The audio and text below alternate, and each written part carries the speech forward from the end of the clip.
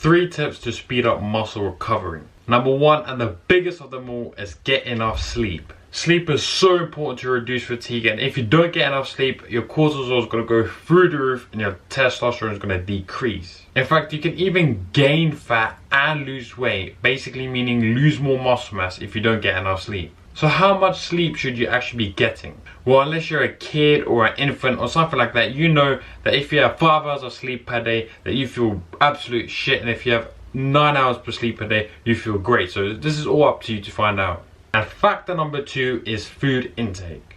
The more food you eat, the better and the faster you can recover, obviously up to a point. Like, don't get silly with this.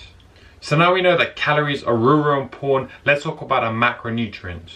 So you're probably thinking protein because it repairs muscle tissue. However, it's not that. Carbs have a massive effect on cumulative fatigue, especially because of the muscle glycogen reserves they provide. So now that we know that, a good idea is probably to consume like 0.8 to 1 gram of protein per pound of body weight, and keep a relatively high carbohydrate intake depending on your activity levels. So if you work out 3 to 4 times per week with not too much volume and you have an office job, your carbohydrate intake doesn't need to be as high as a sprinter that's have a very active lifestyle as well.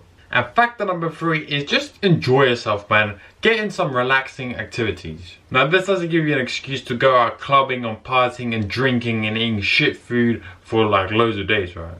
And linking into number 3 is don't get stressed over dumb shit, right? So if something's happening in your life that you just really cannot control, don't get stressed about that shit, because you're an athlete, and the more stressed you are, the more the cortisol increases and goes up, and the more recovery gets affected. Okay, so here are some ineffective methods and needless methods that most people are using at this time, but they probably don't know it's not very effective. So number 1 is needless stretching. If you're going to stretch for improving flexibility, but don't stretch too much for improving recovery. And number 2 is hot tubs and saunas. Exposures to high temperature will obviously be acutely fatiguing, as well as causing accumulative fatigue, right? And number 3 is dehydration. We all know that boxing, MMA fighters go in the sauna to get dehydrated, and as athletes, as let's say bodybuilders, we don't want to really get dehydrated, right? And number 3 is jogging or light walking, right? A lot of bodybuilders will go on light walks, jogs, in order to reduce the delayed onset muscle soreness known as DOMS. Now that's all good, however, light training and let's say light cardio can also interfere with training adaptations, meaning some muscle growth might be affected. So those were the 3 factors. Number 1, sleep, food, and just activities that are going to relax you right now. One thing I have to mention is that when it comes to recovery, don't go jumping in extremes, right? So for example, don't go like sleep 4 hours per night and don't go sleep 12. Try and find an optimal approach that you can sustain for a long period of time.